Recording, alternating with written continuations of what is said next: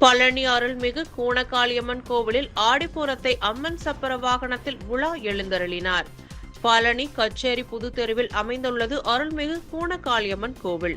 இக்கோவிலில் நடைபெறும் ஆடிப்பூரம் சுவாமி உலா சிறப்பானதாகும். இன்று மாலை அருள்மிகு கூனகாளியம்மன் சிறப்பு அபிஷேக பூஜைகள் நடத்தப்பட்டு அலங்காரம் செய்யப்பட்டது.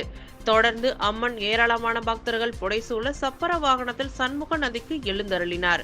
அங்கு தீர்த்தம் எடுக்கப்பட்டு அம்மன் அருள்மிகு பெரியநாயகி அம்மன் கோவில் வந்தடைந்தார்.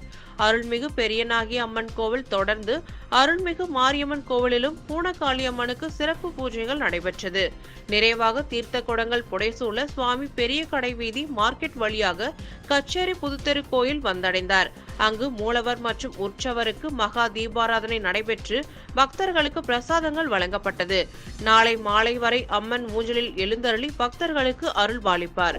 விழா ஏற்பாடுகளை கோவில் நிர்வாகி PSKL ராஜா செய்திருந்தார்.